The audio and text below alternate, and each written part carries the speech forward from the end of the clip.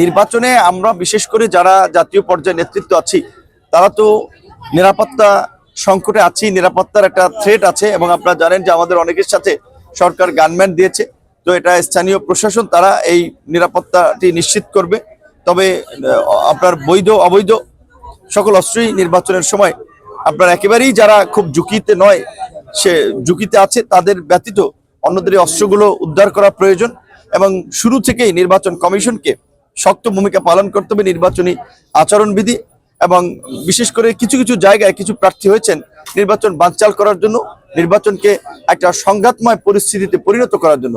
বিশেষ করে আমার এলাকায় আপনারা লক্ষ্য করেছেন বিএনপির বহিষ্কৃত নেতা, দলচ্যুত নেতা, যিনি নিজেই স্বঘোষিত নেতা আপনার প্রার্থী হয়েছেন, সভা সমাবেশে আমাদের নামে নানান ধরনের কুরুচিপূর্ণ বক্তব্য দিয়ে বেড়াচ্ছেন, মাঠকে উত্তপ্ত করার চেষ্টা করছেন। ঢাকা থেকে সহকারী বিভিন্ন জায়গা থেকে সন্ত্রাসীদেরকে এনে এলাকার মানুষকে হুমকি দামকি দেওয়াচ্ছেন। তো এদের মতলব হচ্ছে যে নির্বাচন বানচাল করা বা ঝামেলা করে পত্রপত্রিকায় নিউজের মাধ্যমে আলোচনায় থাকা। তাই আমি নির্বাচন কমিশন, স্থানীয় প্রশাসন তাদেরকেও বিষয়টি আমলে নেওয়ার জন্য আহ্বান জানাবো এবং একই সাথে আমাদের যেহেতু আমরা বিএনপির সাথে আমরা অ্যালায়েন্স করে নির্বাচন করছি, বিএনপির সকল নেতা কর্মীদেরকে বলবো দল থেকে বহিষ্কৃত কোনো নেতা যেন দলের সেন্টিমেন্ট ব্যবহার করে বা দলীয় নেতা কর্মীদেরকে বিভ্রান্ত করে আগামীর এই জাতীয় নির্বাচন যেন প্রভাবিত করতে না পারে, নির্বাচন যেন নস্যাৎ করতে না পারে, এলাকার পরিস্থিতি যেন অস্থিতিশীল করতে না পারে, সেজন্য আপনারা কাজ করবেন এবং এই দলের আদর্শ বিরোধী দলচ্যুত নেতা কর্মীদেরকে সেটা আপনারা ব্যবস্থা নেবেন। এবং জনগণকে বলবো আপনারা নির্ভয়ে নির্বিঘ্নে আমাদের সাথে থাকুন। ইনশাল্লাহ গলাচিপা দশমিনাকে আমরা আগামীতে একটি রোল মডেল জনপদে পরিণত করব। RICL TMX, যুগের পর যুগ স্থাপনা থাকে মজবুত। প্রতীক বরাদ্দের মধ্যে দিয়ে কার্যত আগামীকালকে থেকে নির্বাচনী প্রচারণা শুরু হচ্ছে এবং এই নির্বাচন বাংলাদেশের মানুষের কাছে একটি বহুল প্রত্যাশিত নির্বাচন।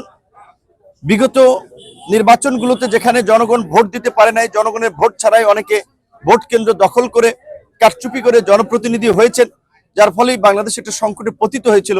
তো আজকের এই যে পরিবর্তিত বাংলাদেশ, এই বাংলাদেশে দাঁড়িয়ে দলমত নির্বিশেষে সকলকে নিয়ে আমরা যে আগামীতে একটা নতুন বাংলাদেশ বিনির্মাণের কথা বলছি, আগামীর জাতীয় নির্বাচন সেই নতুন বাংলাদেশ বিনির্মাণের পথে একটি গুরুত্বপূর্ণ ভূমিকা রাখবে।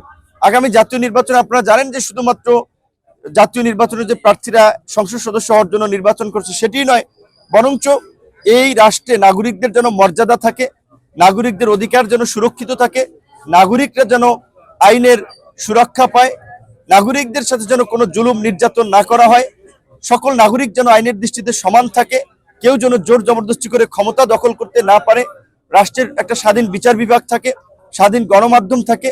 এই ধরনের বেশ কিছু সংস্কার নিয়ে আগামীতে জুলাই গণভোট হচ্ছে। কাজে এটি একটি ঐতিহাসিক নির্বাচন। ঐতিহাসিক এই নির্বাচনে সংসদ সদস্য প্রার্থী হিসেবে অংশগ্রহণ করতে পেরে আল্লাহর কাছে কৃতজ্ঞতা প্রকাশ করি। আজকের এই দিনে দোয়া করি যাদের আত্মত্যাগ এবং রক্তদানের ফলে আমরা একটা স্বাধীন সার্বভৌম ভূখণ্ড এবং রাষ্ট্র পেয়েছি, ৭১-এর মহান মুক্তিযোদ্ধাদেরকে আমরা শ্রদ্ধার সাথে স্মরণ করছি, ২৪-এর গণ অভ্যুত্থানের জুলাই যোদ্ধাদেরকে, আহত হয়ে যারা এখনো পঙ্গুত্ব বরণ করে হসপিটালে চিকিৎসা নিচ্ছেন তাদের প্রতি দোয়া এবং ভালোবাসা।